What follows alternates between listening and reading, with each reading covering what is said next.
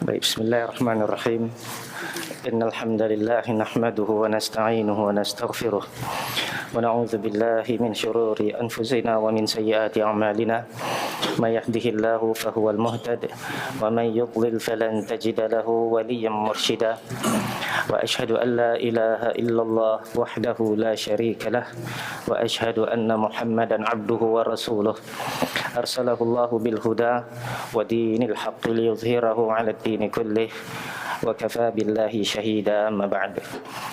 Ikhwan dan akhwat rahmati Allah sekalian dan para pendengar Radio Hang, Assalamualaikum warahmatullahi wabarakatuh. Alhamdulillah, segala puji dan syukur hanyalah milik Allah Subhanahu wa taala, dan kita memohon kepada Allah Subhanahu wa taala agar memberikan kita taufiknya agar kita sentiasa bersyukur atas nikmat-nikmatnya, supaya menjadi sebab Allah menambahkan lagi nikmat-nikmatnya kepada kita, dan semoga Allah menjauhkan kita daripada golongan yang kufurkan nikmat-nikmat Allah Subhanahu wa taala, lalu kita termasuk di kalangan mereka yang dimurkai olehnya. Wal'iyadzubillah. Dan kita seperti biasa akan meneruskan bacaan kitab Syarah Al-Asma'ul Husna, satu tajuk yang sangat penting bagi setiap orang Muslim dan Muslimah mengetahuinya, iaitu tentang nama-nama Tuhannya yang Maha Mulia lagi Maha Agung, Al-Asma'ul Husna. Dan kita maklum hadis Nabi sallallahu alaihi wasallam yang terdapat dalam Bukhari dan Muslim dan lain-lain lagi, sabda Rasulullah sallallahu alaihi wasallam, inna lillahi tis'an wa tis'ina asman man ahsaha dakhalal jannah. Artinya sesungguhnya Allah memiliki 99 nama. Siapa yang menghafalnya, memeliharanya, maka dia akan masuk syurga. Jadi kita akan berusaha untuk bertafakuh dalam masalah ini. Kita ingin mengenal akan nama-nama Allah Subhanahu wa taala, dan terdapat nama-nama 99 nama yang disenaraikan, dikumpulkan oleh pengarang kitab kita ini, dan besertai ataupun disertakan dengan huraiannya. Dan semoga ia adalah salah satu daripada usaha kita untuk mengihsa', iaitu untuk memelihara dan menghafal, dan insya-Allah akan menghayati nama-nama Allah Subhanahu wa taala. Kita telah sampai kepada nama yang ke-50 dan seterusnya di dalam muka surat 163 daripada kitab terjemahan kita ini, iaitu nama Ar-Rahman. Yang ke-51 adalah Ar-Rahim, yang ke-52 adalah Al-Karim, yang ke-53 adalah Al-Akram, dan ke-54 Ar-Rauf. Jadi ada 5 nama yang dikumpulkan sekaligus oleh pensyarah kitab ini, di mana kita dapati tidak seperti kebiasaan beliau, bahawa beliau mengasing-asingkan nama-nama Allah Subhanahu wa taala lalu disyarahkan, dan terkadang beliau menggabungkan 2 nama ataupun lebih disebabkan kaitan yang amat rapat antara nama-nama tersebut. Dan kita lihat nama yang ke-50 ini, Ar-Rahman, yang artinya yang maha pengasih, dan juga Ar-Rahim yang artinya maha penyayang ataupun yang mengasihi, Al-Karim yaitu yang maha pemurah, Al-Akram yang paling pemurah, Ar-Rauf yang maha belas kasihan. Kata pengarang kitab, Allah Subhanahu wa taala berfirman, Alhamdulillahi Rabbil Alamin Ar-Rahmanir Rahim. Artinya segala puji bagi Allah Rabb semesta alam, Maha Pemurah lagi Maha Penyayang. Itu ayat di dalam surah Al-Fatihah. Dan firman Allah, wa man syakara fa innama yashkuru li nafsihi wa man kafara fa inna rabbi ghaniyyun karim. Artinya, dan barang siapa yang bersyukur, maka sesungguhnya dia bersyukur untuk dirinya sendiri. Dan barang siapa yang ingkar, maka sesungguhnya Rabbku maha kaya lagi maha mulia. Fa inna rabbi ghaniyyun karim, dalam surah An-Naml ayat ke-40.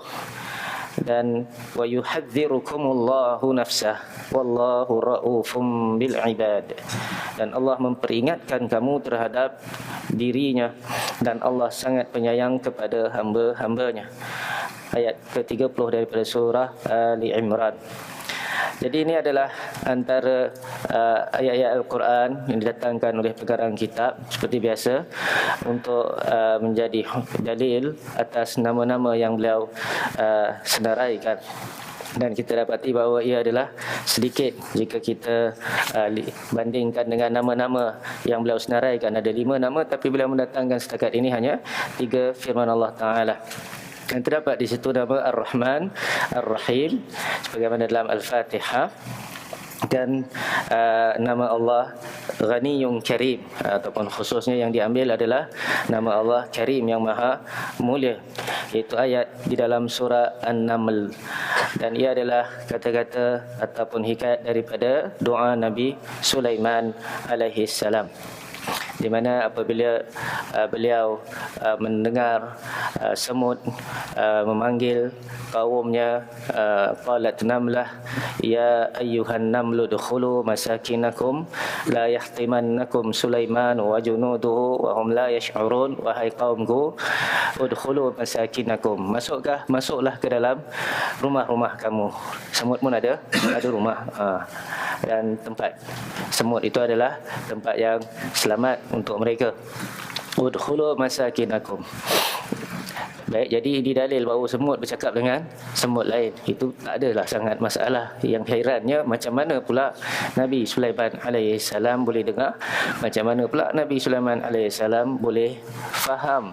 Dia cakap Arab juga ke? Dan bukan Arab lah, sebab Nabi Sulaiman bukan orang Arab, cakap bahasa manusia. Jadi jelas bahawa ini satu kelebihan yang Allah anugerahkan kepada hamba-Nya Nabi Sulaiman alaihi salam. Adapun selain beliau, kita tidak mengetahui mana-mana anbiya yang faham bahasa semut, bahasa burung dan sebagainya. Baik. Adapun bahasa burung itu adalah satu anugerah yang dikongsi sama oleh Nabi Sulaiman dan bapanya Nabi Daud alaihi salam, sebagaimana dalam firman Allah yang lain. Ya ulimna mantiqat tair, kata Nabi Daud dan Nabi Sulaiman bahawa kami diajar bahasa burung. Wa utina min kulli syai', dan kami diberikan daripada segala sesuatu. Inna hadza lahu fadlun mubin, ini adalah karunia yang sangat jelas. Apapun kita apabila Nabi Sulaiman alaihissalam dapat merasakan nikmat Allah Subhanahu Wa Taala itu, dan dia lihat telatahnya semut itu nak selamatkan kaumnya. Dia bukan nak selamatkan dirinya seorang. Kalau dia nak selamatkan dirinya saja boleh saja, tapi dia nak selamatkan juga kaumnya. Jadi dia seolah-olah seperti seorang nabi yang bukan hanya nak selamatkan dirinya saja, tapi nak selamatkan juga umatnya dan kaumnya. Dia katakan bahaya yang akan datang itu dekat. Baik, sebab dia nampak Nabi Sulaiman dan bala tenteranya, adapun kaumnya tidak nampak. Dan cuba lihat, kalaulah kaumnya tu tidak pedulikan nasihat daripada sang semut yang seorang, apa akan berlaku pada mereka semua? Habis mereka semua akan binasa. Baik, tapi kalau mereka terima nasihat saudara semutnya itu, maka mereka semua dan semut yang kecil itu pun akan selamat, alhamdulillah. Begitu jugalah seorang pendakwa, begitu jugalah seorang nabi, bahawa apabila dia mengingatkan kaumnya tentang azab Allah Subhanahu Wa Taala jika mereka tidak mentaati perintah Allah, tidak tinggalkan larangan Allah, baik, kita dapati bahawa jika mereka taat, maka mereka semua akan selamat. Dan tidak ada apa faedah sebenarnya, ataupun tidak ada apa-apa keuntungan besarlah bagi sang rasul itu. Dia hanya menjalankan kerjanya, dia hanya menjalankan tugasnya, dan pahalanya dan habuannya datangnya daripada Tuhan, iaitu daripada Allah Subhanahu Wa Taala. Dia tak minta apa upah pun. Baik, jadi semua tu kata, masuklah dalam rumah-rumah kamu, jangan sampai Sulaiman dan bala tenteranya memijak kamu sedangkan kamu tidak mengetahui, sedangkan mereka tidak sadar.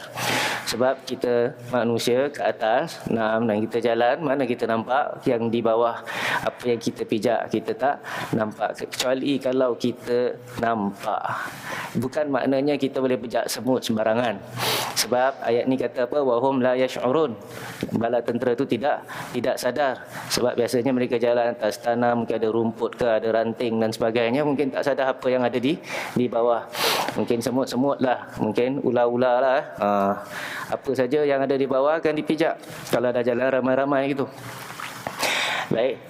Tetapi kalaulah kita nampak semut di bawah itu, boleh tak kita sengaja pijaknya sedangkan kita boleh elakkannya? Jawabnya tidak, dibolehkan. Sebab itu semua adalah hamba ataupun makhluk Allah Subhanahu Wa Taala yang tak boleh kita apa-apakan ananya jika ia tidak diperlukan, jika dia tidak memudaratkan kita. Nah, terdapat hadis Nabi sallallahu alaihi wasallam bahawa ada seorang nabi itu bila dia marah dengan semut itu dia bakar sarangnya lalu ditegur oleh Allah Subhanahu Wa Taala. Apapun ayat ini menerangkan respons ataupun reaksi Nabi Sulaiman alaihi salam. Lalu kata Allah Subhanahu Wa Taala, fatabassama dhahikan min qawliha. Dia pun tersenyum sambil ketawa melihat kata-kata semut tadi, min qawliha. Lalu dia pun berkata, ya Allah, auzi'ni, berikanlah aku kurniamu dan sebagainya, sampai kepada bahagian yang diambil oleh pengarang kitab ini, wa man syakara fa innama yashkuru li nafsi. Siapa yang bersyukur, maka sesungguhnya syukurnya itu untuk siapa? Untuk dirinya sendiri, yakni untuk kebaikan dirinya sendiri. Sebab orang bersyukur dapat faedah untuk dirinya, dia akan dapat pahala, Allah akan redha, Allah akan sayang padanya sebab dia mensyukuri nikmat Allah Subhanahu Wa Taala. Dan bukanlah dia bersyukur maka Allah SWT yang akan dapat faedah daripada kesyukurannya. Wa man kafara, dan barang siapa yang kufur. Kufur maknanya kufur nikmat, itu mengingkari nikmat tersebut. Dan kalau sampai tahap dia kata bahawa nikmat itu bukan daripada Allah tapi daripada selain Allah SWT, daripada Tuhan lain, ataupun wal'iyadzubillah daripada wali, nikmat itu sebenarnya adalah disebabkan tangkal ataupun disebabkan kepandaian dirinya, maka itu memang betul-betul kufur, bukan kufur nikmat sahaja. Dia adalah kufur nikmat dan kufur keluarkan seorang itu daripada agama. Baik, wa man kafara fa inna rabbi ghaniyyun karim. Siapa yang ingkar, maka sesungguhnya Rabbku Maha Kaya. Ini tidak perlu kan, ini tidak akan termudarat, tidak akan kurang kelebihannya, keagungan Allah SWT disebabkan ada hamba yang kufur nikmat. Dan Allah SWT juga Maha Mulia, Ghaniyun Karim, Maha Mulia, tidak akan kurang akan kemuliaan dan kemurahan Allah Subhanahu Wa Taala. Jadi Nabi Sulaiman alaihissalam ingatkan dirinya sendiri hal tersebut, bahawa dia mesti mensyukuri nikmat Allah Subhanahu Wa Taala, dan nikmat yang diterima oleh Nabi Sulaiman bukan calang-calang nikmat, adalah nikmat yang sangat besar. Menunjukkan Allah Subhanahu Wa Taala sayang kepada Nabi Sulaiman alaihissalam, cintakan dia dan berikan dia kelebihan. Dan ini satu kelebihan yang Allah berikan kepada siapa yang Allah kehendaki. Nah, jadi wajib disyukuri atas nikmat tersebut. Baik, dan dalam ayat yang berikutnya adalah firman Allah Ta'ala, wa yuhadzirukumullahu nafsah, dan Allah memperingatkan kamu terhadap dirinya ataupun seksanya, terhadap nafsahu, yakni diri Allah Subhanahu Wa Taala. Tapi ini maksudkan adalah azab, siksaan Allah bagi orang yang abaikan perintah Allah Subhanahu Wa Taala. Wallahu raufum bil ibad, dan Allah sangat penyayang kepada hamba-hambanya. Itu sebab Allah SWT ingatkan kepada hamba-hambanya tentang azab Allah SWT. Kalau memang nak hukumnya, tak payah nak ingatkan, biar dia buat salah, biar dia lupa, biar dia buat salah, lepas tu hukum dia. Ini macam kira kita nak saman orang bawa laju kan. Kita tak letak sign, tak letak apa, bahawa ini adalah kawasan yang tak boleh laju. Kita biarkan aja, biar dia bawa laju, biar dia kena saman. Itu pasal memang nak saman. Tapi kalau tak nak, kita kesiankan dia, jangan buat laju, dan ia adalah kebaikan untuk dirinya sendiri. Kita letakkan tanda amaran dulu, berapa kali punya tanda amaran lagi. Kalau dah dilakukan juga, layak tak dia dihukum? Layaklah dihukum.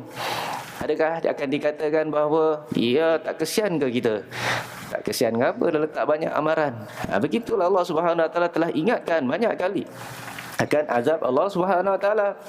bagi siapa yang ingkar perintah ataupun larangan Allah Subhanahu wa taala. Sebab tu diikuti dengan wallahu raufum bil ibad, dan Allah adalah sangat penyayang kepada hamba-hambanya. Dan nama Rauf itu ada dalam ayat ini. Jadi ini dalil bahawa Rauf salah satu daripada nama Allah Subhanahu wa taala. Dan kita tahu bahawa Rauf juga sebenarnya Allah namakan bagi salah seorang daripada hamba-Nya, iaitu Nabi kita Muhammad sallallahu alaihi wasallam. Allah namakan Nabi sebagai Rauf. Laqad ja'akum rasulun min anfusikum azizun 'alaihi ma 'anittum harisun 'alaikum bil mu'minina raufur rahim. Telah datang kepada kamu seorang rasul daripada diri kamu sendiri, daripada bangsa kamu sendiri. Azizun 'alaihi ma 'anittum, sangat berat bagi dia apa yang menyusahkan kamu. Harisun 'alaikum, dia sangat suka, sangat semangat kamu mendapatkan nikmat, dapatkan hidayat daripada Allah SWT, selamat daripada azab Allah SWT. Bil mu'minin, dan terhadap orang-orang yang beriman sangat rauf dan rahim. Apa makna rauf rahim di sini? Adalah sangat mengasihi terhadap orang-orang yang beriman, kasihan terhadap mereka. Jadi itu sifat yang juga Allah SWT berikan kepada Nabi-Nya Muhammad sallallahu alaihi wasallam pun sayang kepada mukminin. Allah pun sayang kepada mukminin juga. Tapi adakah siapa rauf yang dimiliki oleh Nabi SAW dengan rauf yang merupakan sifat Allahu Azza wa Jalla? Tentu sekali tidak sama sedikit pun. Tidak sama sedikit pun, walaupun maknanya kita faham. Nah, baik. Jadi jika kita boleh lakukan untuk sifat-sifat seperti ini, sifat bagi Allah SWT yang ada juga terdapat pada selain Allah SWT, dan kita katakan bahawa sifat yang ada pada Allah SWT tidak serupa dengan sifat makhluknya, ialah sifat yang layak bagi keagungan Allah SWT. Laisa kamitslihi syai', tidak sesuatu yang menyerupai Allah SWT. Jadi kita isbatkan sifat tersebut sebab ia datang daripada Allah dan Rasulnya, tapi kita tetap mentanzihkan, kita mensucikan Allah SWT daripada sifat-sifat makhluk yang lemah ataupun yang kurang. Maka bolehlah kita lakukan untuk mana-mana sifat-sifat yang lain. Nah, sebab apa yang kita katakan dalam satu sebahagian sifat ini adalah apa juga yang kita sepatutnya katakan kepada sifat-sifat lain. Jadi tak mungkin kita berbeza-beza dalam mensikapi sifat-sifat Allah Subhanahu wa taala.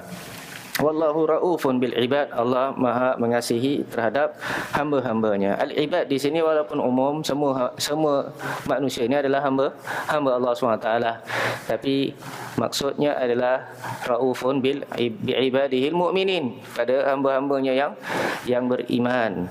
Nah, itu adalah penyayang ataupun ra'fah, penyayang yang khusus, yang hanya diberikan kepada hamba-hambanya yang beriman. Baik, berkata Syekh Abdul Rahman ibn Nasir As-Sa'di rahimallahu taala, Ar-Rahman, Ar-Rahim, Al-Barrul Karim, Al-Jawad, Ar-Rauf, dan Al-Wahhab. Asma tersebut maknanya berdekatan dan semuanya menunjukkan bahawasanya Rabb bersifat rahmah, kebaikan yang melimpah, pemurah, sangat pemurah, dan menunjukkan atas rahmatnya yang luas dan pemberiannya yang menyeluruh terhadap semua yang ada sesuai dengan hikmahnya. Jangan lupa kat belakang dia, sesuai dengan hikmahnya. Bukan rahmat sembarangan, sayang sembarangan. Sebab ada orang tu sayang, bagus tu sayang, tapi dia punya sayang dah melampau, dan sayang dia tak kena tempat, tak ada kebijaksanaan. Baik, jadi ini tak boleh sayang. Sebab kalau kita terus sayang pada orang-orang seperti ini, maka dia akan membinasakan. Kalau tak diri dia, membinasakan kita dan juga orang lain. Jadi tak mungkin kita merahmati sampai tahap seperti itu.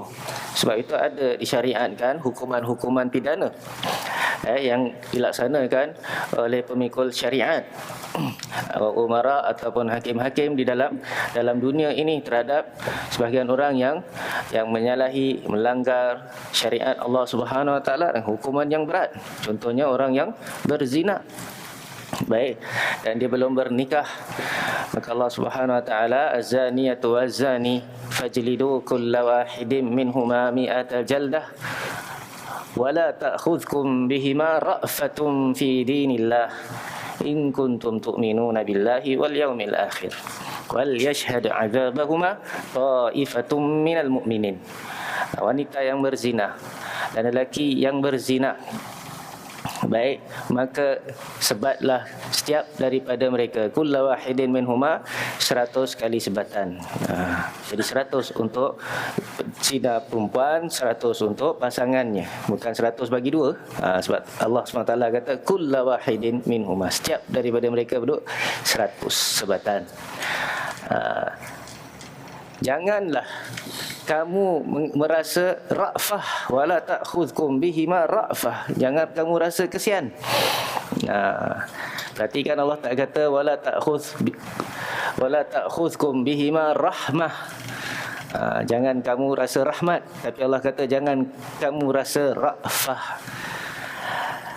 Adakah ada perbezaan tak antara ra'fah dan rahmah? Maka ulama mengatakan ada rahsianya kenapa Allah SWT gunakan ra'fah di sini bukan rahmah. Sebab kita masih boleh kesian rahmah pada orang yang disebat tadi. Tapi ra'fah itu kalau dia sampai menghalang kita daripada melaksanakan perintah Allah Subhanahu Wa Taala, boleh ketika kita melaksanakan perintah Allah kita masih rahmati dia, kesiankan dia. Baik, tetapi tak sampai ra'fah, iaitu satu kasihan yang sampai kita kita tinggalkan perintah Allah Subhanahu Wa Taala. Baik, jika kamu benar-benar beriman kepada Allah dan hari akhirat. Jadi dalil bahawa terkadang dalam agama Islam, dalam melaksanakan perintah Allah SWT, kita berlaku keras. Walaupun dalam keadaan biasanya kita berlemah lembut.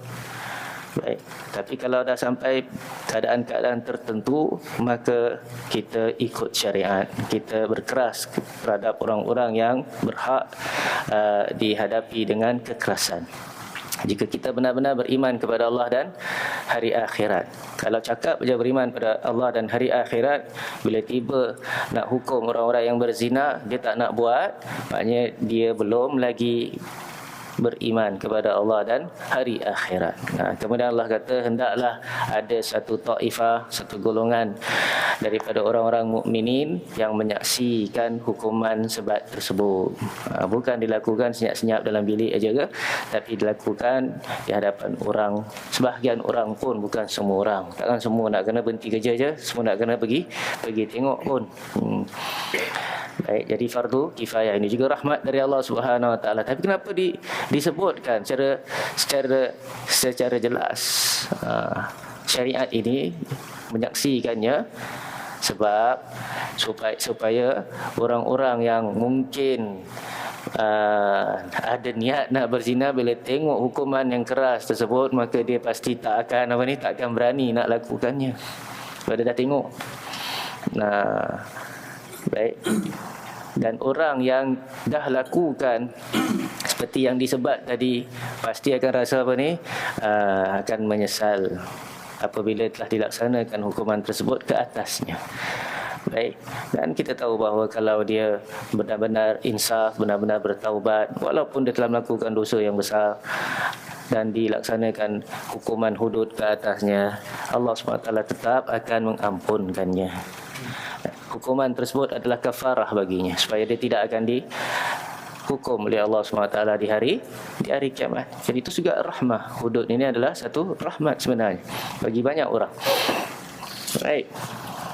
Tapi kalau tak ada hukuman-hukuman seperti ini, maka kita lihatlah apa yang berlaku di zaman sekarang ini. Baik, zina ni berleluasa di mana-mana. Baik, sampai kan nak pas tesis ataupun nak pas kat universiti pun dah berzina. Orang besar-besar pun dah buat. Kalau orang besar-besar pun yang dipercayai oleh rakyat dah buat, apa lagi orang yang kat bawah. Ala kulli hal. Jadi sifat ra'fah ataupun rauf ini Allah SWT sifatkan bagi dirinya dan juga sifatkan kepada sebahagian hamba-Nya. Dan kita tahu bahawa sifat yang dimiliki Allah SWT itu tidak menyamai mana-mana sifat makhluknya. Jadi kita teruskan. Jadi dia memberikan prioritas Allah Subhanahu Wa Taala memberikan rahmatnya itu kepada semua yang ada sesuai dengan hikmahnya, sesuai dengan hikmah Allah Subhanahu Wa Taala. Dari semua itu, dia memberikan prioritas kepada orang-orang yang beriman dengan jatah yang lebih banyak, dengan bahagian yang lebih banyak dan bahagian yang lebih sempurna, dan itu juga adalah satu kebijaksanaan. Nah, orang beriman lebih layak mendapat rahmat Allah Subhanahu Wa Taala. Itu pun Allah berikan rahmatnya kepada semua yang wujud ini. Allah Subhanahu Wa Taala berfirman, "Wa rahmati wasi'at kulla syai' fasa'aktubuha lil ladzina yattaqun wa yu'tuna az-zakata wal ladzina hum bi ayatina yu'minun." Dalam surah Al-A'raf Allah berfirman, dan rahmatku meliputi segala sesuatu. Semua dapat rahmat Allah Subhanahu Wa Taala. Tak ada yang wujud tu melainkan dia wujud dengan rahmatnya Allah Subhanahu Wa Taala. Baik. Tetapi rahmat yang umum, tapi yang khusus untuk siapa?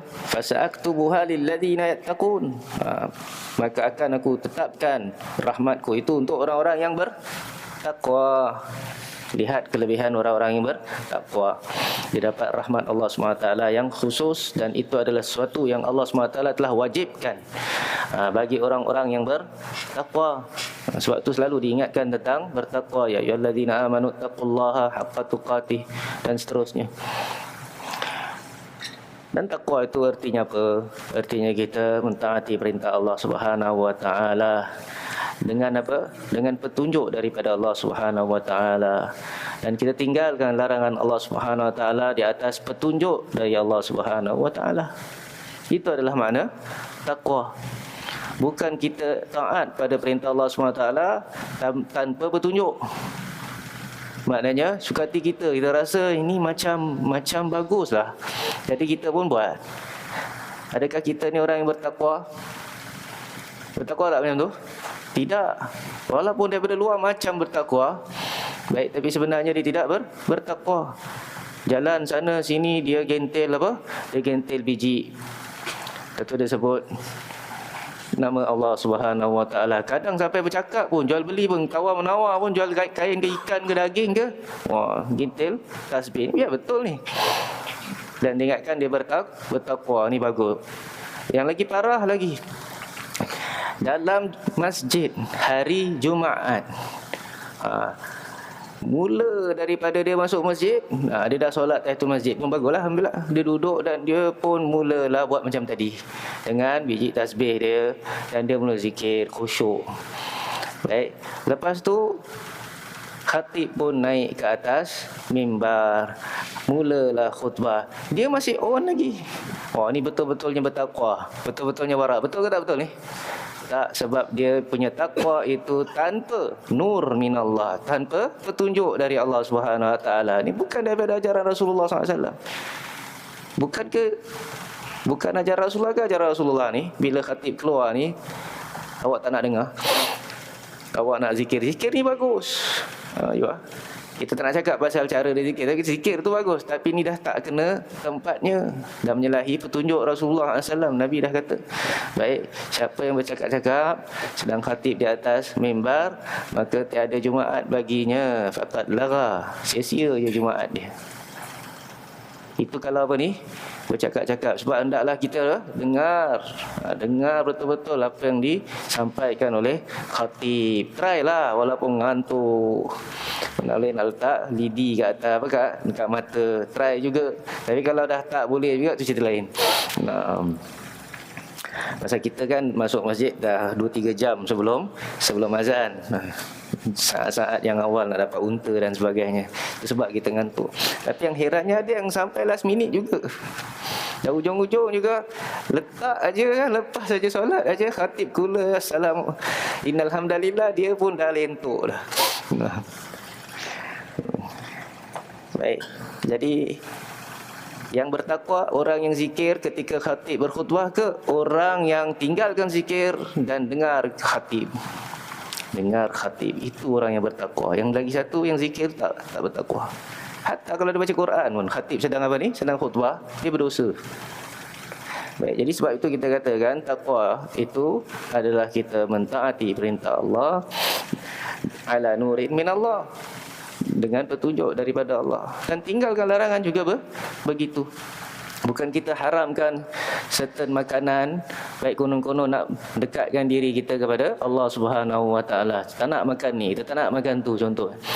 Baik, konon makan ni semua nanti apa ni, ngantuk lah atau apa semuanya, lalu dia haramkan diri daripada makan tu. Ataupun dia tak nak makan daging. Sebab kalau makan daging nanti ada banyak syahwat dan mengganggu ibadat dia. Boleh tak ni? Nampak macam takwa, nampak macam warak, tapi sebenarnya dia tidak bertakwa. Sebab itu menyalahi petunjuk Rasulullah SAW. Dia kata dia tak mau nikah. Tak mau nikah, ni semua sibukkan diri saja. Baik. Jadi dia sibuk dengan ibadat saja contohnya. Jadi nampak macam orang yang warak, nampak macam orang bertakwa, tapi sebenarnya dia telah menyalahi sunnah. Bukan orang bertakwa. Dan hanya Allah Subhanahu Wa Taala hanya menerima daripada hamba-hambanya yang bertakwa. Innama yataqabbalullahu minal muttaqin. Ingat tak kisah dua anak Adam alaihi salam? Watlu alaihim naba abnai Adam bil haqq. Bacakanlah bagi kepada mereka tentang kisah dua anak Adam dengan kebenaran. Iqarraba qurbana. Ketika kedua mereka mendekatkan kurban, mempersembahkan kurban, yakni kepada Allah Subhanahu Wa Taala. Fatuqabbila min ahadihima wa lam yutaqabbal min al-akhar. Diterima daripada seorang mereka, tapi ditolak daripada yang lagi satu. Jadi satu punya kurban, seorang punya kurban itu diterima oleh Allah Subhanahu Wa Taala, satu lagi ditolak. Walaupun dua-duanya sedang menyembahkan kurban pada Allah Subhanahu Wa Taala. Dan zaman dahulu kurban mereka itu diterima atau tidak diterima diketahui. Kalau diterima dengan katanya akan ada tandanya. Baik, lalu ditolak pada kurban salah seorang daripada mereka. Maka berkata orang yang ditolak kurbannya, qala la aqtulannak. Aku betul-betul akan bunuh engkau. Nak bunuh siapa? Nak bunuh saudaranya. Saudaranya yang korbannya diterima oleh Allah Subhanahu Wa Taala. Ini kenapa agak-agaknya? Apa salah dia? Dengki jelah, hasad. Oh, korban kau diterima, korban aku tak terima, nak bunuh engkau. Mana punya idea datang? Dan zaman ni belum ada satu pembunuhan pun ke atas muka bumi. Tak pernah ada pembunuhan. Tapi dia dah ada idea nak bunuh. Dan bukan sebarang orang, saudaranya juga. Daripada bapa dia juga. Yang sama. Maka apa jawab saudaranya lagi satu? Qal innama yataqabbalullahu minal muttaqin. Hanya sahaja Allah menerima daripada orang-orang yang bertakwa. Agaknya itulah sebabnya kurbannya diterima. Sebab cara dia jawab pun menunjukkan dia adalah orang yang apa ni? Yang bertakwa, lagi berilmu. Baik, diingatkan saudaranya. Baik, Allah SWT terima. Ini bukan pasal apa? Pasal harta dia bagus, cantik dia punya kurbannya. Bukan itu yang Allah SWT lihat. Kalaulah dah cukup semua syarat-syaratnya, kalau seperti kurban zaman kita ni adalah kita sembelih haiwan. Kalau dah cukup syarat-syarat, cukup umurnya, apa semuanya, tak cacat sangat, tak apa semua, maka ada lagi yang dilihat oleh Allah Subhanahu Wa Taala. Apa dia? Ketakwaan kita, keikhlasan kita. Adakah ini kita buat setakat buat saja, tiap-tiap tahun buat, jadi ini pembuat dan macam biasa je, macam mandi biasa je, ataupun tak, ini buat adalah untuk apa ni? Untuk mendekatkan dirinya kepada Allah SWT, menegakkan syiar Allah Subhanahu Wa Taala, nak hidupkan sunnah Rasulullah Sallallahu Alaihi Wasallam, dan mungkin dagingnya dimanfaatkan oleh orang-orang yang memerlukan, dan seterusnya lah, niat-niat seperti itu. Bukan nak tunjuk-tunjuk. Baik. Jadi kalaulah niatnya bagus, pasti Allah SWT akan menerimanya. Sebab yang sampai pada Allah bukanlah darahnya, bukanlah dagingnya, tapi yang sampai apa dia? Taqwa minkum. La yanalallaha luhumuha wala dima'uha walakin yanaluhu taqwa minkum. Allah dah jelaskan, bukanlah yang sampai pada Allah itu daging-dagingnya, dan bukan pula darah-darahnya, tapi yang sampai adalah ketakwaan daripada kamu. Baik, jadi dah dinasihatkan kepada saudaranya. Allah terima daripada orang bertakwa. Mungkin ada problem pada niat engkau. Dan dalam riwayat dia berikan bukan yang paling bagus, dia beri yang paling teruk sekali. Kalau dia sendiri pun dia tak nak ambil, dia tak nak apa? Dia tak nak terima. Tapi itulah yang dia sembahkan kepada Allah Subhanahu Wa Taala. Tapi apa dia kata?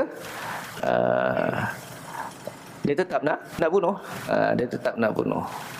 Dan dia pun bunuh saudaranya, dan itulah pembunuhan yang pertama di atas muka bumi ini. Dia pun sampai tak tahu macam mana nak buat dengan mayat saudaranya. Tanam mayat pun belum tahu lagi, tak pernah ada orang tanam mayat pun.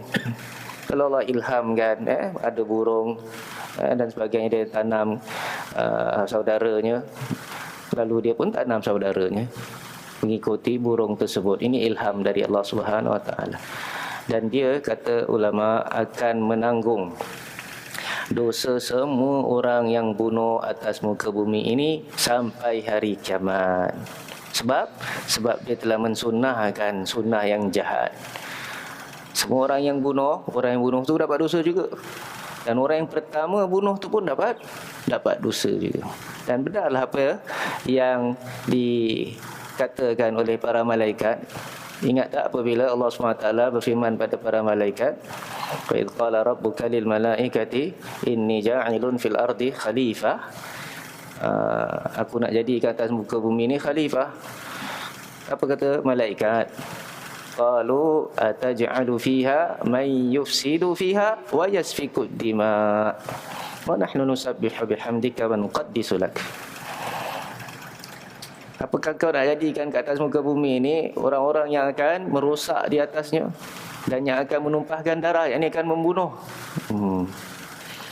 Sedangkan kami mensucikan engkau dengan memujimu. Wa nuqaddisu lak. Maka Allah SWT berfirman, qala inni a'lamu ma la ta'lamun. Aku tahu apa yang kamu tak tahu. Baik. Dan memang berlaku atas muka bumi ini. Apa yang difirasatkan oleh para malaikat. Tapi adakah semua akan membunuh? Semua manusia akan membunuh? Tak juga kan? Mesti ada lagi yang tidak membunuh.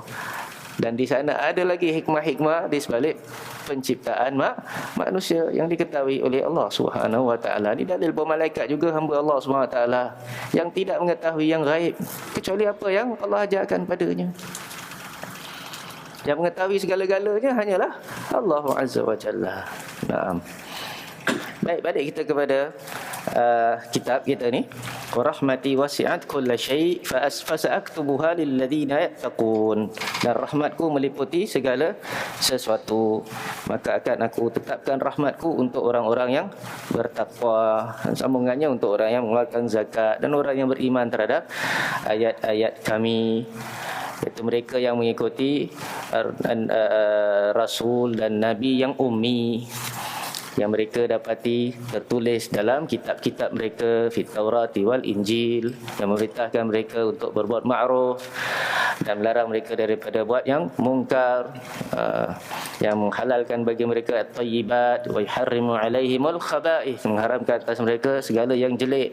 Nah, dan inilah dalil bagi fuqaha, kalau benda tu, makanan itu atau minuman itu jelek, baik, bagaimana yang terdapat dalam ekspektor ke apa, maka hukumnya haram. Sebab apa dia? Khabis.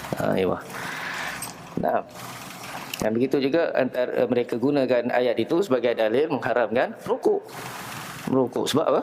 Dia bukannya bagus, dia khabis, busuk dah dan sebagainya. Itu memang layak dekat apa? Dalam bilik air. Kau nak makan kurma dalam bilik air, tapi makan kurma dekat dalam masjid, okey. Kan beza. Sebab tu Nabi ni kata Allah SWT, wa yuhillu lahumut tayyibat wa yuharrimu alaihimul khaba'ith. Dia menghalalkan bagi kaumnya yang baik-baik dan mengharamkan atas mereka yang buruk-buruk. Itu akan mendapat apa? Rahmat Allah Subhanahu Wa Taala yang khusus. Sambungan semua daripada ayat 156 dalam surah Al-A'raf ini. Jadi semua nikmat berasal dari kemurahan Allah dan segala kebaikan duniawi dan ukhrawi berasal dari rahmat-Nya. Ada tak sesuatu yang bukan daripada rahmat Allah Subhanahu Wa Taala? Mana ada? Tak ada. Baik, Syekhul Islam Ibn Taymiyah rahimallahu taala berkata tentang tafsir firman Allah Subhanahu wa taala, Iqra wa rabbukal akram alladhi 'allama bil qalam 'allamal insana ma lam ya'lam. Bacalah dan Rabbmu lah yang Maha Pemurah yang mengajar, yakni manusia dengan perantaraan pena. Dia mengajarkan kepada manusia apa yang tidak diketahuinya. Baik, ayat-ayat daripada surah Al-Alaq. Iqra wa rabbukal akram, bacalah dan Rabbmu lah yang Maha Pemurah. Al-Akram, yang Maha Pemurah, yang paling pemurah.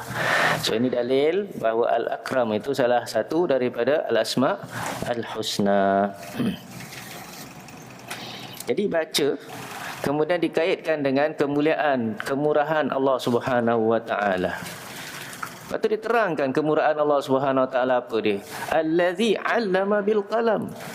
Tuhan yang mengajar dengan perantaraan pena. Macam mana tu? Pena tu buat apa? Pena tu menulis.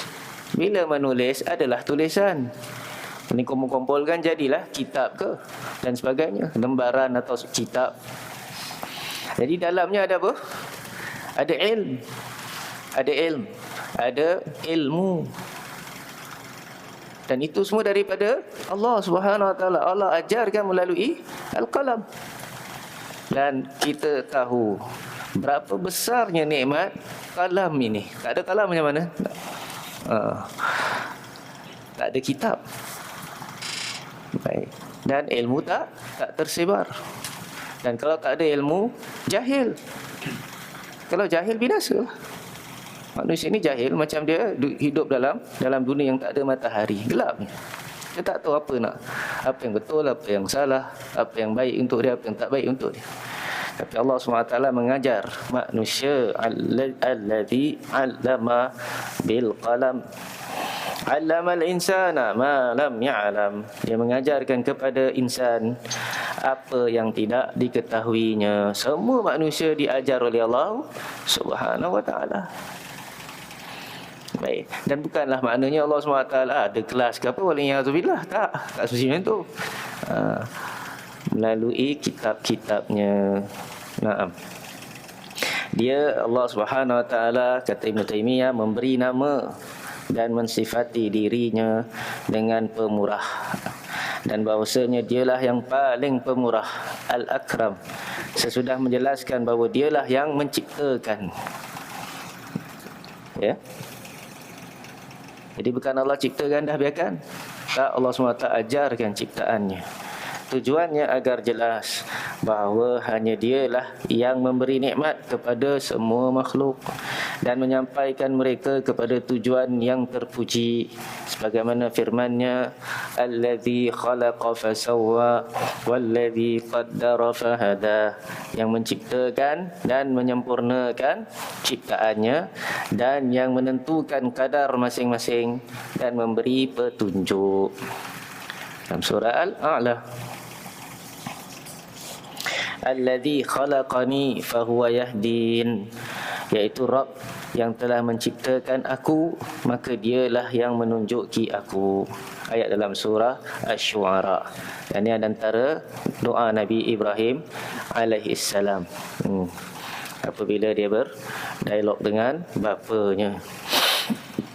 Dia katakan kata-kata ini, allazi khalaqani fahuwa yahdin, bahawa dia berlepas diri daripada Tuhan-Tuhan kaumnya, dan melainkan apa ni?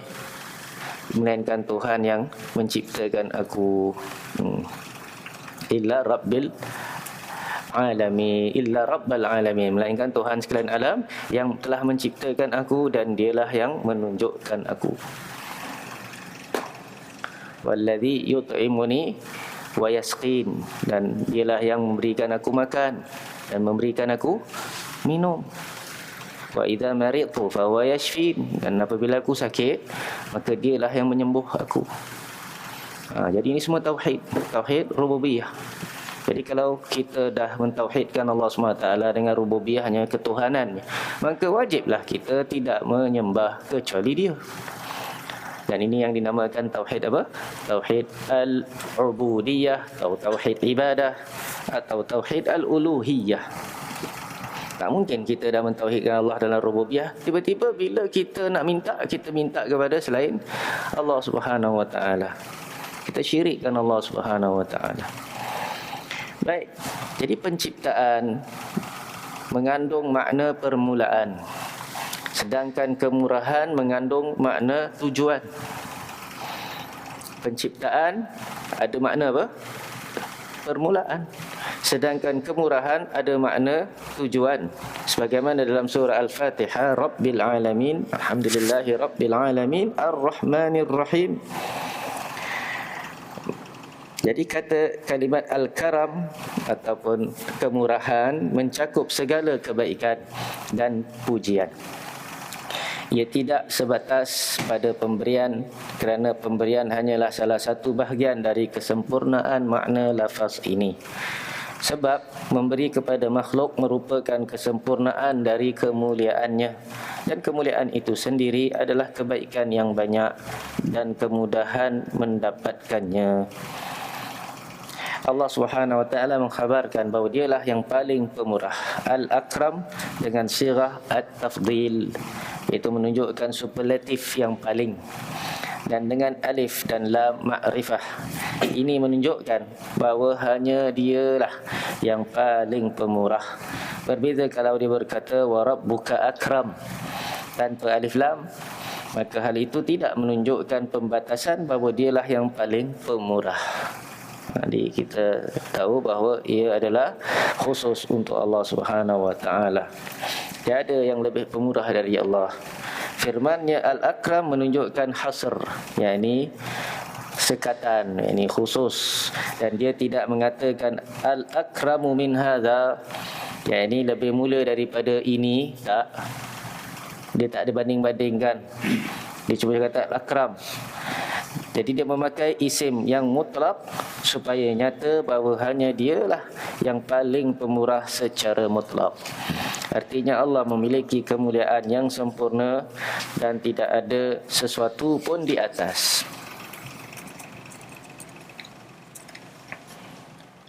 Jadi itu adalah syarah yang terdapat di dalam kitab kita ini terhadap nama Allah Subhanahu Wa Taala.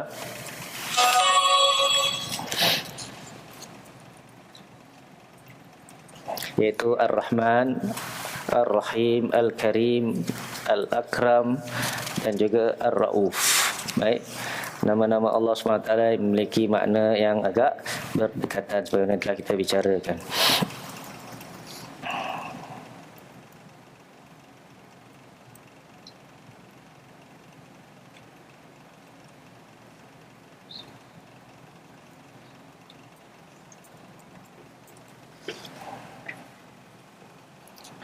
Baik, jadi kalau kita berdoa pada Allah Subhanahu Wa Taala, keperbanyakkanlah menyebut nama-nama ini. Dan itu antara doa yang banyak kita jumpa dalam Al-Quran dan juga doa-doa Nabi sallallahu alaihi wasallam. Baik, kita teruskan kepada nama yang berikutnya, iaitu Al-Fattah, nama yang ke-55. Al-Fattah, yang maha pemberi keputusan. Berkata pengarang kitab, firman Allah Subhanahu Wa Taala, "Qul yajma'u bainana rabbuna, thumma yaftahu bainana bil haqq, wa huwal fattahul alim." Katakanlah, Rabb kita akan mengumpulkan kita semua, kemudian Dia memberi keputusan antara kita dengan benar, dan Dialah maha pemberi keputusan lagi maha mengetahui. Ayat dalam surah Saba yang ke-26. Dan itulah dalil untuk nama Al-Fattah. Dan terdapat ayat lain yang ada nama ini. Al-Fattah, Fathun asalnya maknanya buka. Fattah yang sangat buka. Tapi bukan itu maknanya. Maknanya yang layak bagi Allah Subhanahu wa taala adalah yang memutuskan. Al-Fattah, yang memutuskan apa yang diperselisihkan. Baik, dia seperti makna Al-Hakim. Kita lihat syarahnya. Al-Fatih maknanya Al-Hakim, yang maha pemberi keputusan. Kata Al-Fattah sendiri merupakan bentuk mubalaghah yang menunjukkan makna yang sangat dari kata Al-Fatih tersebut. Jadi Al-Fattah, apa maknanya? Adalah yang maha memutuskan, maha baik dan maha pemurah. Jadi sifat Al-Fattah ini mencakup dua hal. Yang pertama, keputusannya dengan hukumnya dalam masalah agama dan pembalasan. Dalam masalah agama dan pembalasan. Yang kedua, keputusan Allah dengan hukumnya yang bersifat qadar. Qada dan qadar Allah Subhanahu wa taala itu juga fattah. Keputusannya dalam hukum agamanya adalah syariatnya, kepada apa yang diperlukan oleh para mukallaf, yang disampaikan lewat lisan para rasul, dan mereka tetap konsisten di jalan yang lurus. Adapun keputusannya dengan pembalasannya, iaitu keputusannya di antara para nabi dan penentang mereka, di antara kekasih dan musuh-musuhnya, dengan memuliakan para nabi pengikutnya dan menyelamatkan mereka. Allah menjadikan hina musuh-musuh mereka serta menyeksa mereka. Demikian pula keputusannya pada hari kiamat, dan keputusannya terhadap semua makhluk dengan membalas orang yang beramal sesuai dengan amalnya. Jadi itulah makna Al-Fattah, memutuskan. Hakim. Baik. Dan permasalahan yang terbesar sekali adalah permasalahan agama. Dan yang terlibat dalam permasalahan ini, siapa dia? Adalah para anbiya. Sebab Allah SWT utuskan para anbiya, para rasul ini kepada kaum mereka, menerangkan agama yang benar apa dia, dan bahawa mereka di dalam kesalahan, bahawa syirik itu menyalahi agama Allah SWT, dan seterusnya. Dan kita dapati bahawa kebanyakan orang-orang di dalam kaum nabi-nabi itu menolak dakwah nabi-nabi tersebut. Yang terima selalunya sikit berbanding dengan yang menolak, yang menentang. Jadi manakah pemutusnya? Siapa tu yang betul? Sebab dia dakwah dia betul, yang sana dakwah dia pula betul. Jadi Allah Subhanahu wa taala adalah pemutusnya. Allah lah Al-Fattah. Jadi macam mana Allah putuskan?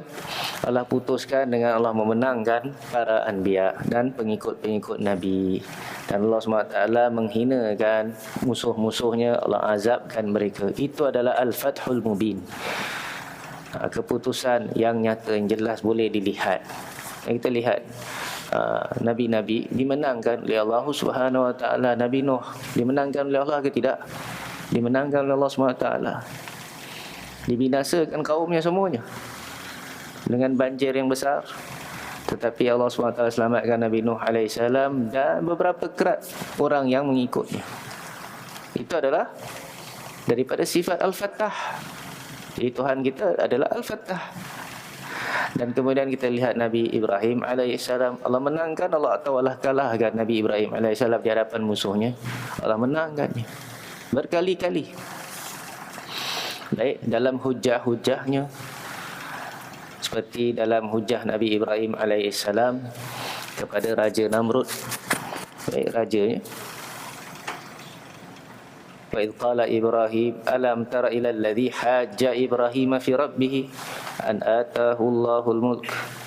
Ingatlah, apa tahu tidakkah kamu lihat kepada orang yang berhujah, berdebat dengan Nabi Ibrahim tentang Allah, apabila dia telah mendapatkan kerajaan, kekuasaan. Idh qala Ibrahimu rabbiyalladzi yuhyi wa yumit.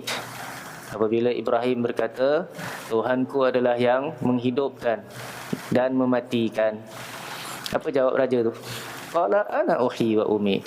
Ya, ini kata dia, aku pun hidupkan dan mematikan. Sombongnya dia. Tapi dia tahu kan, bukannya dia hidupkan orang dan bukan matikan orang. Dia sendiri, bukan dia yang hidupkan dirinya sendiri. Ahli keluarganya pun bukan dia yang hidupkan. Siapa yang hidupkan? Tuhan lah. Jadi Ibrahim dah kata, Tuhan aku tu yang hidupkan, yang matikan. Baik.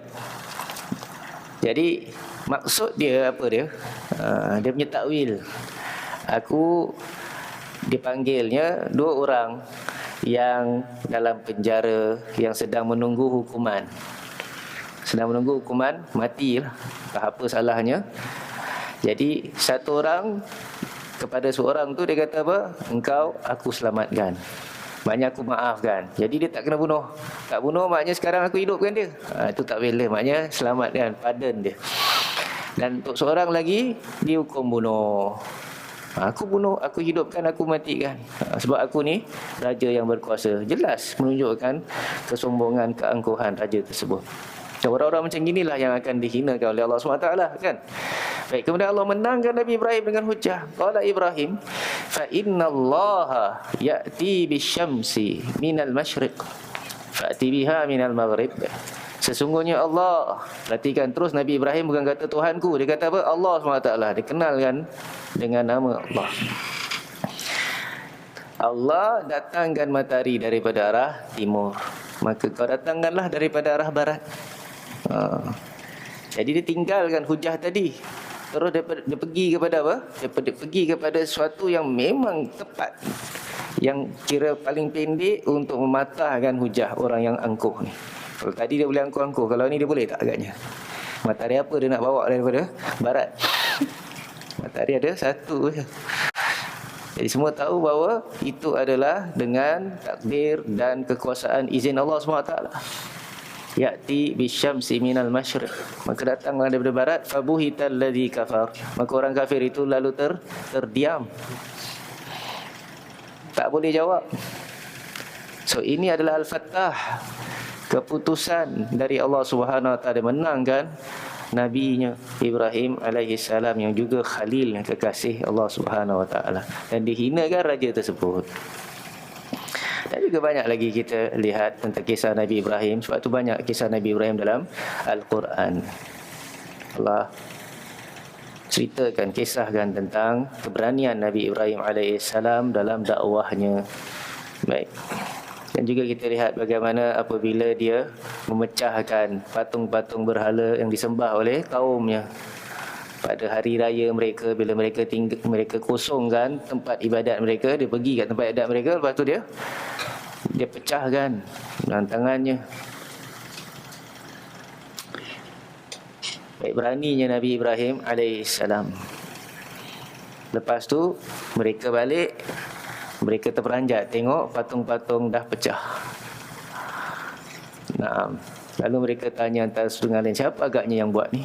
Maka ada yang berkata, qala fa'alahu qalu sami'na fatan yadhkuruhum yuqalu lahu Ibrahim. Kami dengar ada seorang pemuda.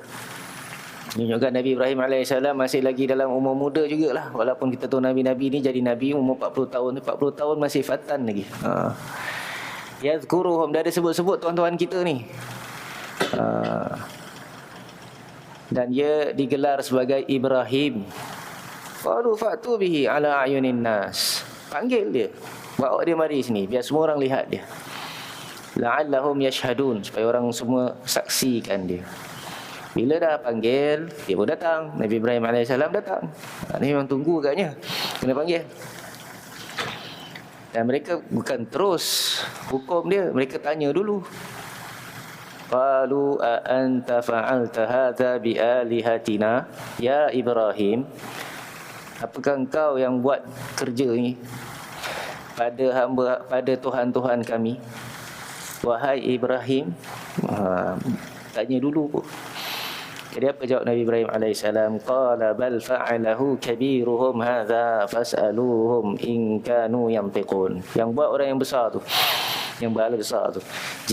Dan tanyalah dia, kalau mereka ni boleh cakap depan semua orang. So mereka tahulah Ibrahim AS makin apa ni, makin kasih pedas lagi, makin kasih sakit lagi. Dah luka letak garam. Kalau tak ubat, tak garam. Tapi kata-kata Nabi Ibrahim alaihissalam ni sangat menyentuh mereka. Sangat menyentuh mereka. Hampir-hampir mereka nak terima. Tapi tiba-tiba pusing balik. Baik. Jadi ada pula seruan di antara ramai-ramai itu, qalu harriqu wansuru alihatakum in kuntum fa'ilin. Bakar dia dan tolonglah, pertahankanlah Tuhan-Tuhan kamu jika kamu lakukan. Mari kita balas. Jangan fikir lagi apa dia cakap. Jadi jangan kasih fikir lama-lama. Tu kadang-kadang ada orang macam tu. Orang dah kasi hujah betul, tapi dia kacau. Kat komen-komen dia kacau-kacau. Hujah dah betul lah, Quran dah hadir, dah ayat, dah ada pendapat imam apa semuanya, tapi dia sibuk-sibuk, dia pusing sana pusing ini, kacau-kacau. Orang terlupa lah. Dan orang dengar yang mana satu? Orang dengar yang teriak-teriak tu lah, emosi kan. Ramai emosi. Mari kita hukum dia, bakar dia. Demi apa? Demi Tuhan-Tuhan kita. Itu kan slogan yang besar tu kan. Kalau demi negara je orang dah boleh pergi. Kadang-kadang demi pemimpin dia dah boleh. Apa lagi ada demi parti, apa lagi demi Tuhan. Demi Tuhan-Tuhan pula tu. Tuhan sendiri tak boleh pertahankan diri dia sendiri. Baik. Jadi mereka pun bakar. Tapi apa yang berlaku? Allah SWT sekali lagi Al-Fattah, putuskan. Allah menangkan Nabi Ibrahim alaihissalam. Tak terbakar, tak ada apa-apa pun. Bahkan tenang dan selamat, sejuk dan selamat. Dengan izin Allah SWT, sifat api itu tak menjadi. Tak seperti biasa.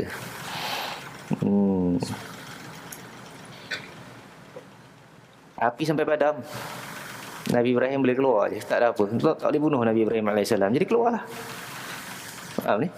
Dan banyak lagi kita lihat tentang Nabi Ibrahim AS, bagaimana Allah SWT memenangkannya. Itulah Al-Fattah. Dan itu tujuan saya untuk apa ni, menerangkan lebih lanjut lagi dengan contoh-contoh tentang sifat Al-Fattah bagi Allah Subhanahu Wa Taala, sampai kepada Nabi Muhammad sallallahu alaihi wasallam, para sahabat. Kita dapati Allah menangkan mereka.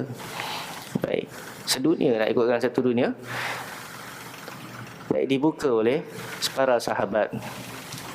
Allah menangkan, Allah bukakan negeri-negeri kufur itu. Baik di atas syirik dan kekufuran, mereka masuk Islam dengan jihad dan perjuangan para sahabat radhiyallahu alaihim ajma'in. Baik, itu teruskan. Keputusannya dalam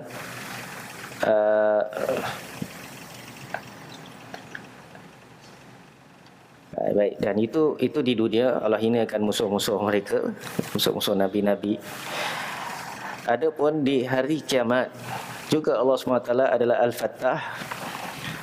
Allah akan menghukumkan semua makhluk dengan membalas orang yang beramal sesuai dengan amalnya. Adapun keputusannya yang bersifat qadari, iaitu apa yang diputuskannya terhadap hambanya yang baik ataupun yang buruk, walaupun semuanya sebenarnya baik, tapi bagi hamba itu dianggap tidak baik. Hujan ni sebenarnya semua baik, nak ikutkan, tapi bagi ada sebagian orang tu susah. Ada sebagian orang tu baik. Orang jual payung, baguslah hujan. Tapi untuk orang jual aiskrim, tak baguslah hujan. Dan hujan bagus pula untuk doktor-doktor, sebab orang bila kena hujan sakit demam.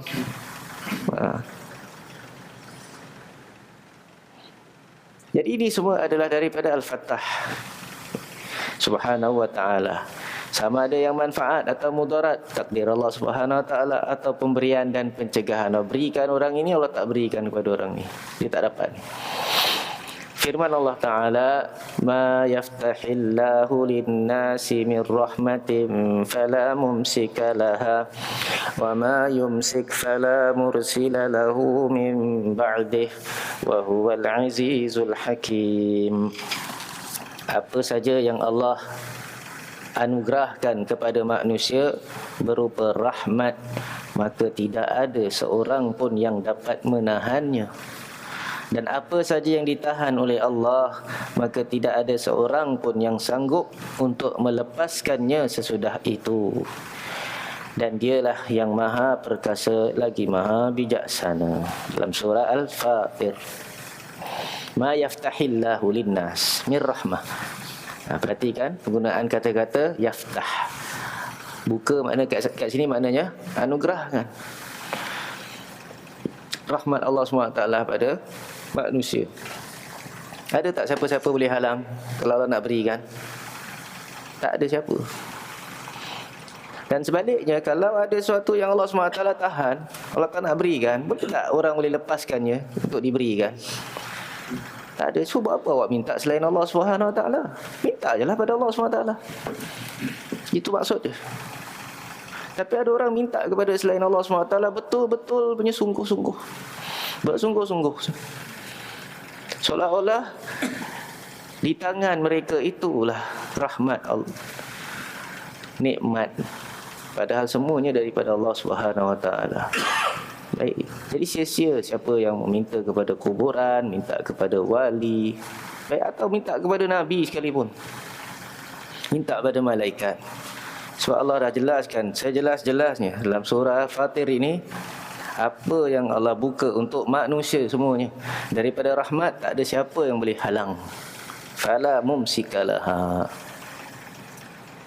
Dan Allah kalau tahan dia, tak ada siapa yang boleh lepaskannya. Wa huwal aziz al-hakim, dia maha perkasa. Tak ada siapa yang boleh mengalahkan Allah SWT. Dan Allah SWT lakukan apa yang Allah kehendaki dengan kebijaksanaannya, sebab Allah Maha Al-Hakim. Jadi Rabb Allahu Azza wa Jalla, dialah yang Maha pemberi keputusan, yang Maha tahu, yang membuka perbendaharaan kemurahannya kepada hamba-hambanya yang taat, dan membuka kepada musuh-musuhnya lawan yang demikian itu. Hal itu menunjukkan keutamaan dan keadilannya.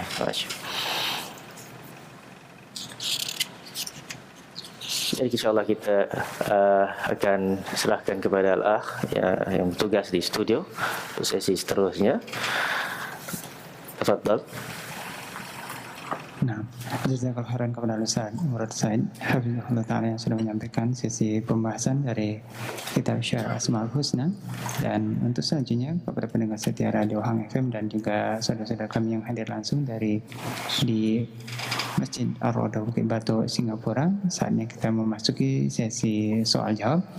Silakan bagi sebenang dimanapun antum berada yang bertanya kepada beliau dengan menelpon kami ke 467106 atau di 468106 dengan kode area 0778, dan melalui SMS online kami dengan mengetik kode KM kemudian spasi nama, alamat dan juga pertanyaannya. Kemudian dikirimkan ke 085668410106. Assalamualaikum. Assalamualaikum. Waalaikumsalam warahmatullahi. Dengan Ibu siapa dan di mana? Ibu Ning dari Batang Center, Pak Ustaz. Ya, silakan. Iya, yang saya ingin tanyakan Pak Ustaz. Ini di Jawa gitu ya Pak Ustaz, sering orang itu ke tempat wali-wali gitu, wali-wali gitu kan.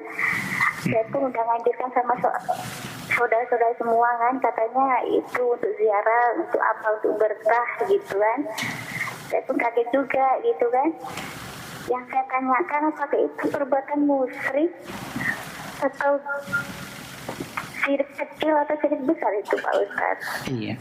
Iya, syukron Pak Ustaz. Assalamualaikum. Waalaikumsalam warahmatullahi wabarakatuh. Maaf, cuba ulang soalan ya. Ya, berkenan dengan kebanyakan suatu daerah di Indonesia yaitu melakukan ziarah kubur seperti kubur wali, dan beliau ingin menanyakan apakah itu merupakan syirik besar ataupun syirik kecil, Ustaz. Jazakallah khairan. Kalau menziarahi kubur, terdapat galakan daripada syariat untuk menziarahi kubur. Nabi sallallahu alaihi wasallam telah bersabda dalam hadis yang sahih, "Kuntu nahaitukum an ziyaratil quburi fazuruha fa innaha tudzakkirul maut." Dulu aku melarang kamu daripada menziarahi kubur, maka ziarahilah ia kerana ia mengingat kematian. Dia mengingatkan kematian. Jadi ini dalil bahawa sekarang dibenarkan untuk kita menziarahi kubur. Tak kiralah kubur siapa, kubur wali ke atau bukan, jika tujuannya adalah untuk mengingat kematian. Sebab bila kita ziarah kubur, kita lihat orang yang dah tak ada. Kita akan teringat bahawa orang ni dulu hidup, sekarang dah mati, dan kita juga akan seperti mereka. Dan kita tak akan meninggalkan atau bawa bersama kita apa-apa yang kita pernah miliki di atas muka bumi ini. Yang kita bawa cuma apa? Cuma amalan kita. Amalan kita yang akan menentukan ke mana kita nanti lepas ini. Jadi yang mengingatkan mati, tidak syak lagi. Baik. Tetapi kalaulah tujuan mencari kubur itu lain daripada yang tadi. Apalagi kalau dikatakan dia mencari kubur wali.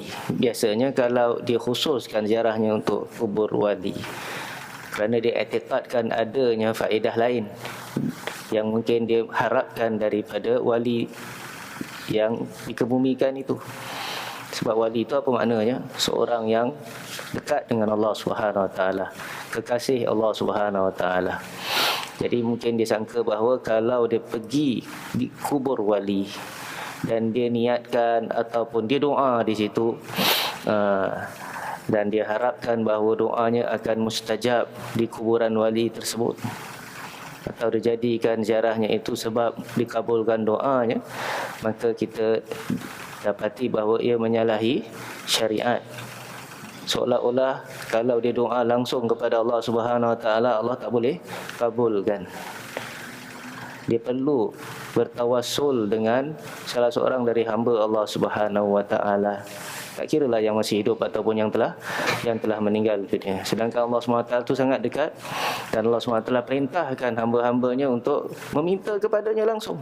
Wa qala rabbukum ud'uni astajib lakum. Dan berkata Tuhan kamu, berdoalah kepadaku, pasti aku akan kabulkan kamu. Baik. Kalau dengan niat seperti itu, mengambil barakah daripada kuburan wali, maka kita katakan lebih baiklah dia pergi ke rumah-rumah Allah Subhanahu Wa Taala. Pergi ke masjid, solat 2 rakaat, kemudian doa. Dan kita dapati jarang kita jumpa bahawa ada orang yang bila di dalam masjid doa khusyuk seperti mana dia doa di kuburan. Lagi-lagi kalau kuburan wali. Kadang dia takut, hormatnya, adabnya di kuburan lebih besar daripada adabnya di masjid. Kan duduk kat masjid macam biasa, ketawa-tawa pun ada. Tapi kalau kat wali takutnya nak lain sikit. Macam wali tu nampak dia. Kalau takut dah seperti itu, sebenarnya dia boleh masuk kepada syirik. Sebab takut dia seperti takut kepada Allah Subhanahu Wa Taala. Takut kalau dia tak betul kat kubur tu nanti apa? Nanti akan kena sumpah. Kena sumpah lah, dia apa-apakan lah dan sebagainya. Baik, dan bila cakap pun cakap baik-baik. Jadi kita katakan innamal a'malu binniyat. Amalan itu dikira dengan apa? Dengan niatnya juga, bukan dengan apa yang zahir semata. Jadi kita katakan asalnya menziarahi kubur wali masuk juga adalah satu sunnah, dapat pahala. Tapi kalaulah dia pergi dengan niat yang lain, sebagaimana kita sebutkan, untuk mendapatkan barakah dari kuburan tersebut ataupun berdoa pada wali tersebut, ya'zubillah, maka itu adalah salah. Dan kalau tak sampai kepada tahap berdoa kepada wali tersebut, maka ia adalah syirik akbar. Tidak syak lagi, adalah syirik akbar yang keluarkan dia daripada al-Islam. Jadi jawapannya melihat kepada niatnya. Oleh kerana kita mungkin tak tahu niat orang-orang di situ, maka kita serahkannya kepada Allah Subhanahu Wa Taala. Wallahu a'lam. Nah, barakallahu fikum atas jawabannya kepada Ibu Ning di Batam Center. Semoga bermanfaat bagi beliau dan kita semuanya yang menyimak siaran kami pada kali ini. Selanjutnya masih kami berikan kesempatan kepada Sabda Am dan juga saudara kami yang hadir langsung di Masjid Ar-Raudhah Bukit Batu, Singapura. Baik, kita bacakan dari pertanyaan yang masuk dari saudara kita yang hadir langsung di sana, yaitu dari Abu Yasir.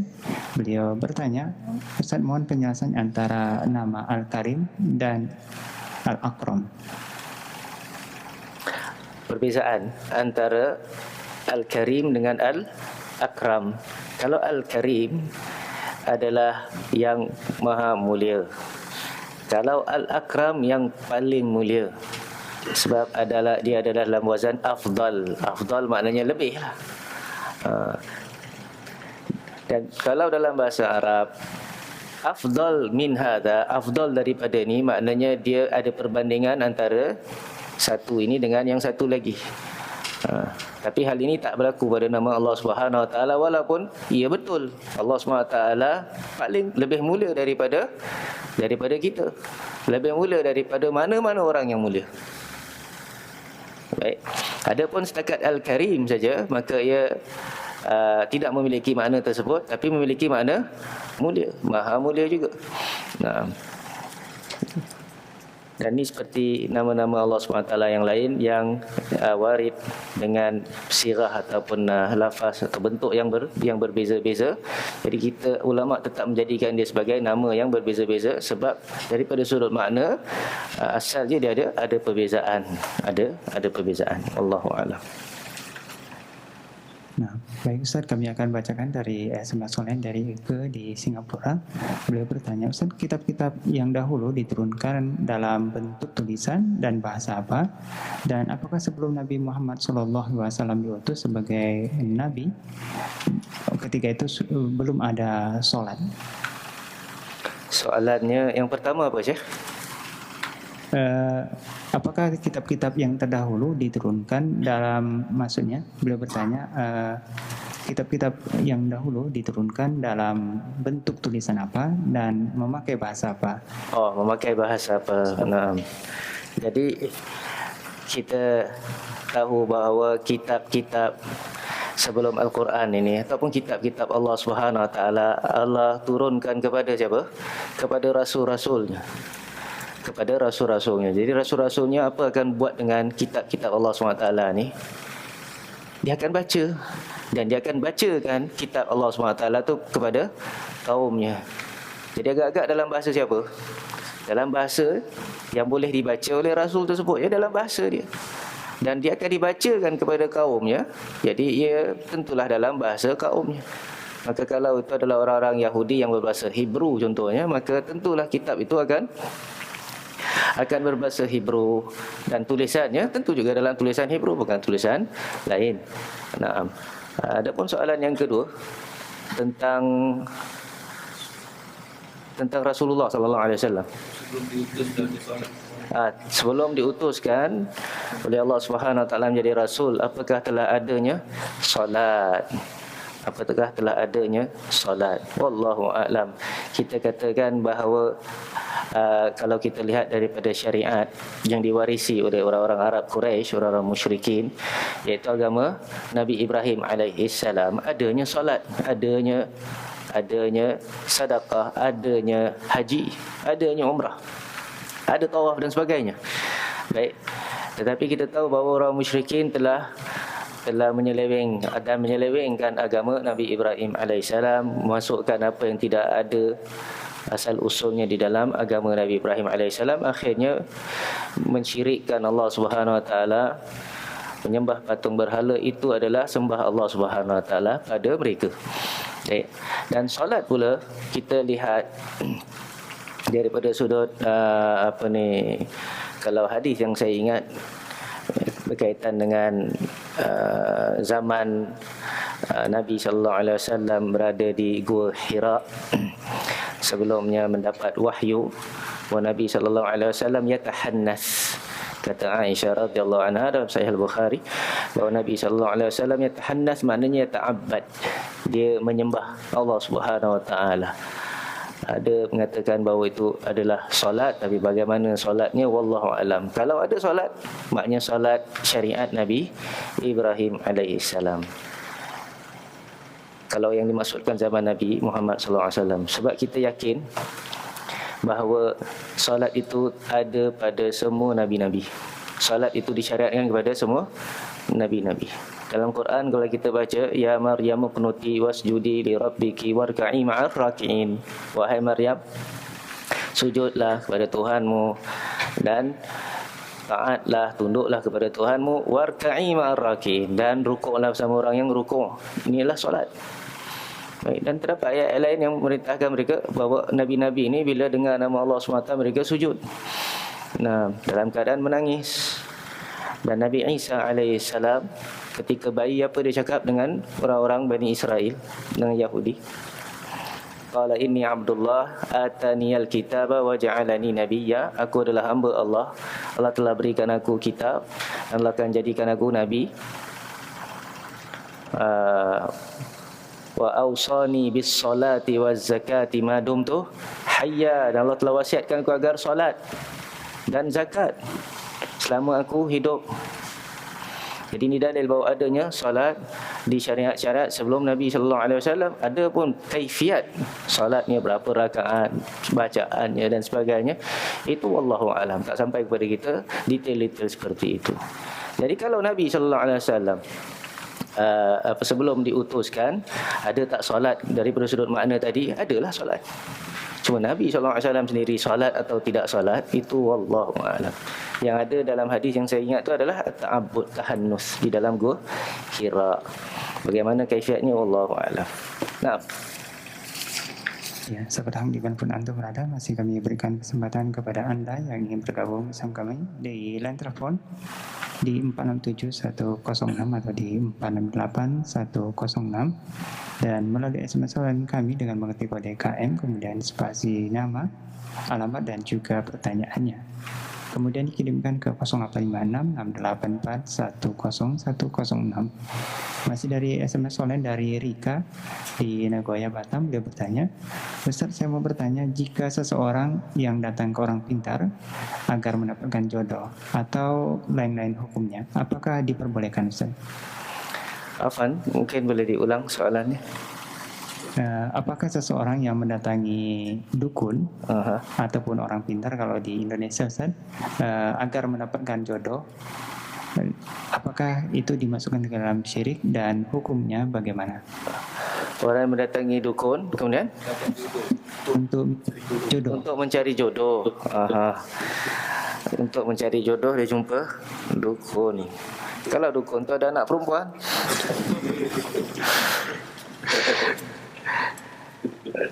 tak ada gurau saja. Jadi kalau dia jumpa dukun, wahai dukun, carikanlah aku jodoh atau mudahkanlah jodoh bagiku, berikanlah apa-apa, minuman ke apa ke, makanan ke, herba ke. Jadi kalau begitulah caranya dan cara itulah yang akan dilakukan. Dukun tu pemulalah keluarkan kerisnya dan limaunya dan asapnya dan ludah-ludahnya dan sebagainya. Lepas tu dia kata ambil ini dan sebagainya setiap hari 3 kali sehari lepas makan dan sebagainya. Nanti insya-Allah jodoh mudah. Nah, nak jodoh apa pula, nak dengan anak siapa, dengan anak penghulu dan sebagainya, semua lepas dan betul-betul pula jadi. Kalau pun betul-betul jadi, maka ketahuilah bahawa itu adalah syirik. Itu adalah syirik. Tak boleh. Sebab apa? Cara itu bukan cara yang disyariatkan oleh Allah SWT. Bukanlah satu yang dijadikan sebab untuk dapat jodoh. Kan satu sebab untuk dapat jodoh. Itu semua dah main apa ni? Dah main sihir. Kalau dah sampai sihir, ataupun suatu yang kalau tak sampai tahap sihir pun, dia telah mengiktikadkan bahawa ada selain Allah, iaitu dukun itu, yang berkuasa untuk apa ni? Memudahkan suatu seperti jodoh. Yang kita tahu jodoh semua di tangan Allah Subhanahu Wa Taala. Baik. Jodoh ni kalau belum yang bernikah, mungkin kalau jodoh juga maksudnya sudah bernikah dan nak kekalkan jodohnya, pergi dukun, sama lah juga. Sebab kalau ditakdirkan Allah SWT terputus, kalau terus. Jadi kita hanya minta kepada Allah Subhanahu Wa Taala, bukan minta kepada selain Allah Subhanahu Wa Taala. Nah, itu ya. Ya, Ustaz, ini ada soalan yang terakhir untuk pertemuan kita kali ini dari Heri di Sekupang. Beliau bertanya, apakah benar kepercayaan yang mengatakan bahwasanya jin dan setan itu dapat mencelakai manusia? Apakah benar? Jin dan syaitan dapat mencelakakan manusia dengan izin Allah Subhanahu Wa Taala. Dia boleh bunuh manusia kalau Allah izinkan. Boleh? Nah, sama ada dalam bentuk jin ataupun dalam bentuk lain seperti bentuk ular. Kita tahu dalam zaman Nabi SAW bahawa ada seorang yang baru bernikah. Baik, jadi dia dihantar untuk ke medan jihad. Jadi dia minta izin untuk pulang bersama isterinya. Jadi bila pulang dia dapati bahawa isterinya kat luar rumah, sedang di depan pintu rumah. Dan ini adalah satu aib. Apa perempuan buat kat luar rumah diri macam tu, kan lain macam. Jadi dia rasa marah. Ingatkan ada benda kat dalam. Jadi bila dia masuk dan isteri kata jangan masuk dalam, makin kata jangan masuk dalam, makin dia nak masuklah. Jadi bila masuk rupanya ada ular yang besar. Baik, jadi dia pun cuba nak bunuh, dan dua-dua mati sebenarnya. Tak tahu siapa yang bunuh siapa dululah. Jadi kata Nabi SAW, sesungguhnya di Madinah tu ada ikhwan kamu daripada jin. Diorang tinggal kat Madinah. Dan kalaulah kamu jumpa ular maka dalam rumah tu, maka kamu minta izin padanya selama 3 hari, ataupun 3 kali atau 3 hari, maknanya 3 hari. Dan kalau dia tak keluar, maknanya kamu suruh dia keluar lah. Kalau dia tak mau keluar dari rumah tu juga, maka bunuhlah dia. Maknanya kalau dia jin, dia akan keluar. Kurang punya dalam masa tempoh 3 hari. Kalau dia tetap duduk kat situ, maknanya dia bukan kalau dia tak duduk situ, maknanya dia ular lah. Dia memang nak tinggal kat situ, ada banyak makanan ke apa. Dan kata ulama ni khusus untuk Madinah saja, bukan untuk semua tempat luar Madinah. Sebab Nabi kata sebab di dalam Madinah. So ni dalil bahawa jin itu boleh membinasakan. Sebab sahabat yang masuk ke rumah tu, bila dia nak bunuh ular tu bunuh balik. Baik, so di dalil bahawa dia boleh memudaratkan dengan izin Allah Subhanahu Wa Taala. Jadi kita minta perlindungan kepada Allah Subhanahu Wa Taala daripada gangguan jin dan juga manusia. Minal jinnati wan nas. Wallahu a'lam. Jadi insya-Allah kita sampai kepada hujung pertemuan kita pada malam ini. Semoga niat kita datang di sini adalah niat yang ikhlas untuk menuntut ilmu, dan yang merupakan satu ibadah yang sangat tinggi di sisi Allah Subhanahu Wa Taala. Dan semoga ia merupakan ilmu yang memberkahi kehidupan kita, dan usaha kita ini memberatkan timbangan hasanat kita di hari kiamat kelak. Aqulu qawli hadza astaghfirullahal azim li wa lakum li sa'iril muslimin wal muslimat innahu huwal ghafurur rahim. Subhanakallahumma wa bihamdika asyhadu an la ilaha illa anta astaghfiruka wa atubu ilaik. Allahumma shalli ala nabiyyina Muhammad wa ala alihi wa sahbihi wasallim. Assalamualaikum warahmatullahi